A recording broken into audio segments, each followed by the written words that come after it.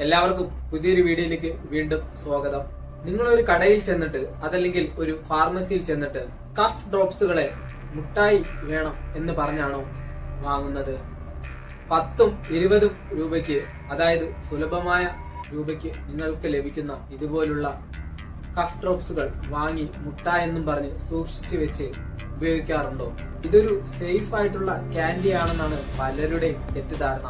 ഇതിനെ ഔഷധത്തെ പോലെ കണ്ട് ഉപയോഗിക്കുന്നവർ എത്രയോ പേർ.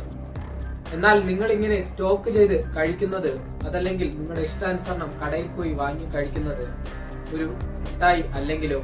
ശരിക്കും അവ ഒരു മുട്ടായല്ല, കഫ് ഡ്രോപ്സ് അഥവാ കഫ് ലോസഞ്ചസ് ആണ് അതൊക്കെ. ഇതിന്റെ സൈഡ് എഫക്ട്സിനെ പറ്റി നമുക്കൊന്ന് നോക്കി വരാം.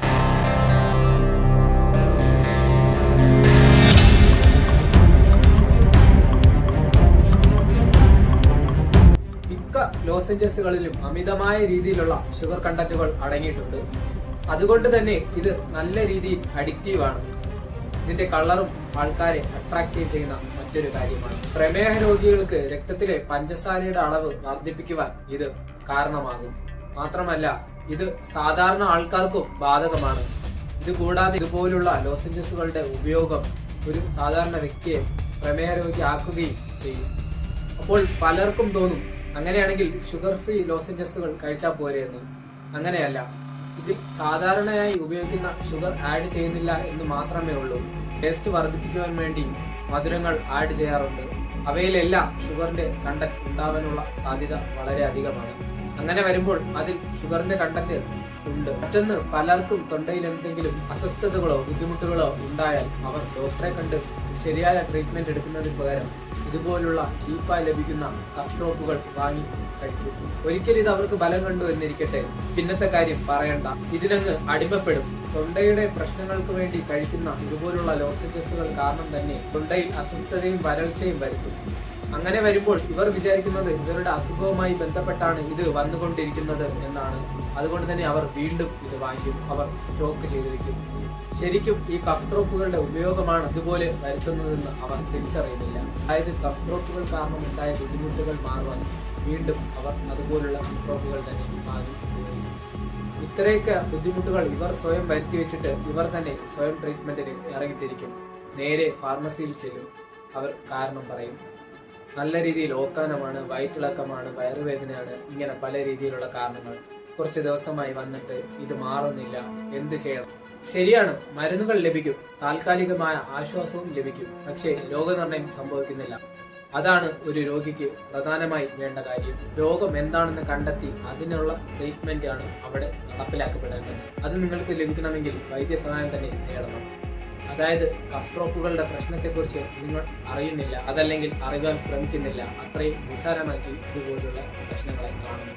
അതിന് കാരണം ചെറിയ രീതിയിലുള്ള കൊച്ചു കൊച്ചു മരുന്നുകൾ എന്നും പറഞ്ഞ് പല രീതിയിലുള്ള മെഡിസിനുകൾ വാങ്ങി കഴിച്ച് നിങ്ങളുടെ ജീവിതത്തിന്റെ തന്നെ ഭാഗമാക്കി മാറ്റി. ലോസഞ്ചസുകൾ കട്ടിയുള്ളതും വഴുക്കമുള്ളതും ആണ്. ഇവ ഒരുപക്ഷെ അബദ്ധത്തിൽ തൊണ്ടയിലേക്ക് ഇറങ്ങി ശ്വാസനാളം ഭാഗികമായോ പൂർണ്ണമായോ അടയ്ക്കുവാനുള്ള സാധ്യതയുണ്ട്. ഇതുകൂടാതെ കുട്ടികൾക്കെല്ലാം ഇതെല്ലാം മിഠായിയാണെന്ന് പറഞ്ഞ് വാങ്ങി കൊടുക്കുകയും ചെയ്യും. മാത്രമല്ല, കുട്ടികൾ ഇതൊരു മുട്ടായി ആണെന്ന് കണ്ട് അവർ ഇതിനു വേണ്ടി വാശി പിടിക്കുമ്പോൾ അവരെ ഇത് മുട്ടായി അല്ല, പകരം ഇതൊരു മെഡിസിൻ ആണെന്ന് പറഞ്ഞ് മനസ്സിലാക്കുവാൻ ആരും ശ്രമിക്കുന്നില്ല. അവയവങ്ങളുടെ നിയന്ത്രണം അവർക്ക് പൂർണ്ണ രീതിയിൽ വന്നിട്ടില്ല. അതുകൊണ്ട് തന്നെ ഇതുപോലുള്ള കഫ് ഡ്രോപ്പുകൾ കഴിക്കുന്നത് അവർക്ക് ഒട്ടും തന്നെ സേഫ് അല്ല.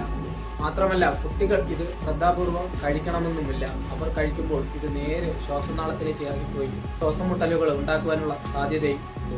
ഇതുകൂടാതെ പിന്നെ ഷുഗർ കണ്ടന്റും കുട്ടികളിലേക്ക് എത്തുന്നത് നല്ല കാര്യമല്ല. ഇനി ഇതുപോലുള്ള കഫ് ഡ്രോപ്പുകൾ വരുത്തി വെക്കുന്ന ഏറ്റവും വലിയ കാര്യം എന്തെന്നാൽ രോഗിക്ക് ശരിയായ ചികിത്സ ലഭിക്കുന്നില്ല. അവർ ഇതുപോലുള്ള കഫ് ഡ്രോപ്പുകൾ ഉപയോഗിക്കുമ്പോൾ ശരിക്കും അവിടെ അസുഖം മറച്ചു വയ്ക്കപ്പെടുകയാണ് ചെയ്യുന്നത്. ഇത് കഴിച്ച് ചെറിയ രീതിയിലുള്ള ആശ്വാസം നേടും. ഈ ഒരു പ്രവണത രോഗം കണ്ടെത്തുവാൻ വൈകിപ്പിക്കുകയും ചെയ്യും. ഒടുവിൽ ഇതിനൊക്കെ ട്രീറ്റ്മെന്റ് എടുത്തേ മതിയാകൂ എന്ന് വരുമ്പോൾ, അതായത് അത്രയ്ക്കും അവശനാവുമ്പോൾ ട്രീറ്റ്മെന്റ് എടുക്കും.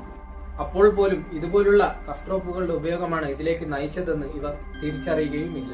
ഒരു സൈഡിൽ കൂടി ഇത് വീണ്ടും വാങ്ങി ഉപയോഗിച്ചുകൊണ്ടേയിരിക്കും. മറ്റൊരു വിഭാഗക്കാരാണ് പുകവലിക്കുന്നവർ.